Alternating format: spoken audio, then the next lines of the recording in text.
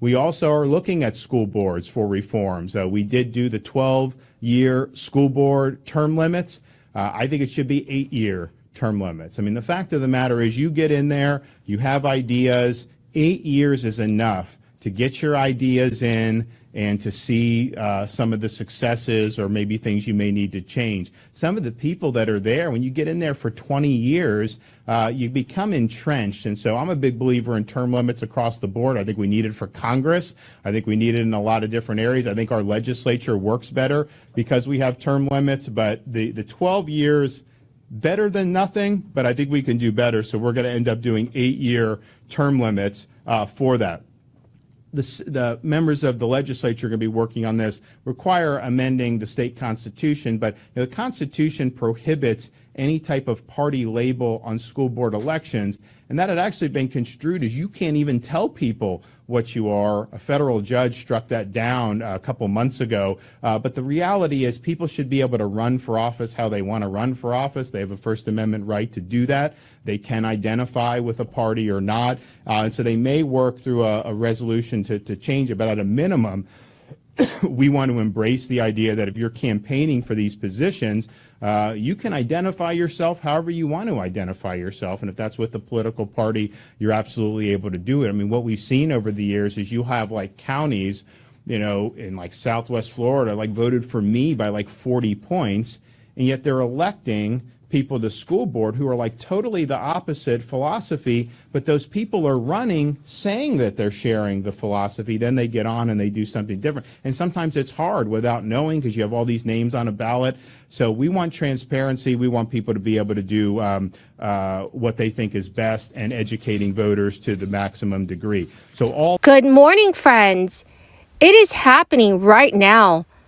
Democrats may have to accept huge benefit cuts to important programs in order to prevent an economic recession in the United States. Republicans are urging that Social Security be updated as soon as possible.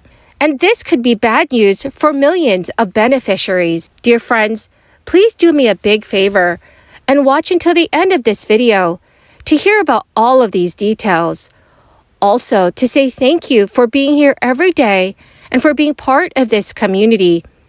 I will be announcing 2 winners for this Friday's Walmart gift card giveaway. If you'd like to enter the weekly giveaways, all you have to do, my friends, is click and like several of my videos and then comment below the keyword of each video that you watch. The more videos that you comment on, the greater your chances, my friends, of winning these giveaways.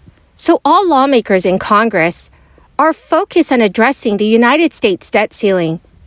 Strategists and policy experts in both parties believe that Democrats will have to come to the bargaining table to negotiate a debt ceiling deal that would avoid an economic catastrophe. President Biden and Senate Majority Leader Chuck Schumer are so far refusing to negotiate with House Speaker Kevin McCarthy on raising the nation's debt ceiling. But voices across the political spectrum argue the precedent for such talks has been set. Former President Obama negotiated with the House Republican majority in 2011 to extend the nation's borrowing authority. Obama agreed to negotiate big spending cuts with Republicans before the 2012 presidential election because he knew he was ultimately responsible for the health of the U.S. economy, which would have taken a major hit if the federal government had defaulted on its debt obligations in 2011. Many experts say that Biden is now in a similar position as he readies his own re-election bid and won't be able to resist negotiations. Former Senate Budget Committee Chairman Kent Conrad has told reporters a failure to deal with the debt limit would be catastrophic for the economy. Any serious person who has studied this knows that the economic consequences would be deep, long-lasting, and disastrous. Conrad said he understands why Democrats refuse to negotiate with Republicans on raising the debt limit during Obama's second 4 years in office, but he expects Biden to sit down with Republicans this year on the issue.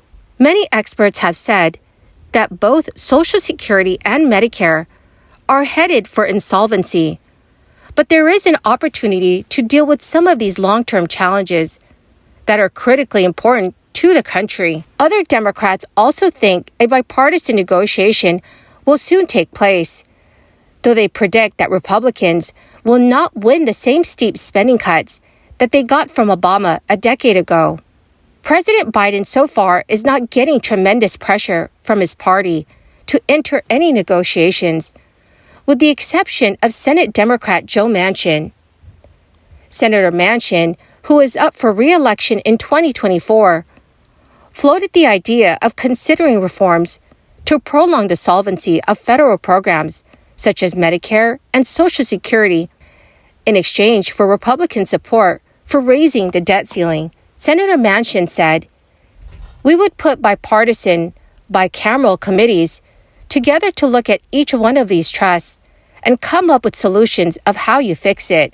A Senate Republican aide said, "Refusing to negotiate with Republicans is not sustainable, especially with folks like Senator Manchin floating ideas out there." So, dear friends, what are your thoughts on all of this? Do you think that they'll ever come to an agreement, or do you think that there will be a government shutdown? Please let me know your thoughts in the comments section below. Now, friends, December's employment and inflation numbers were pretty good. And when we look at the various metrics of the economy as a whole, it doesn't appear that we're headed towards a recession. One source of fear is that the Fed is playing a dangerous game of raising rates to lower inflation. It runs the risk of sparking a recession. However, and the most recent numbers indicate that the Fed may be able to pull off a soft landing. Unemployment numbers were already down to pre-crisis levels for several months, but in December 2022, they fell even lower to 3.5%. In the economy as a whole, there are 1.7 job openings for every unemployed American. Hourly wage growth slowed down in December 2022, falling from 5% growth in September 2022 down to 4.6%. While that's not spectacular news for workers, inflation is starting to slow at the same time. Even though Fed Chair Jerome Powell has acknowledged that there is no evidence that wage growth caused or boosted inflation, he has also frequently cited it as a reason the Fed has to be so aggressive with all these rate hikes over the past 12 months. The decrease in wage growth, if it continues, may encourage the Fed to slow their pace of rate hikes. Well, my dearest and amazing friends, that is the end of my daily stimulus update video for this morning. Thank you, dear friends, for being part of this community. Remember, to enter the giveaways, all you have to do, friends, is click and like several of my videos, and then comment below the keyword of each video that you watch. Thank you, my friends, and have a wonderful and very blessed week.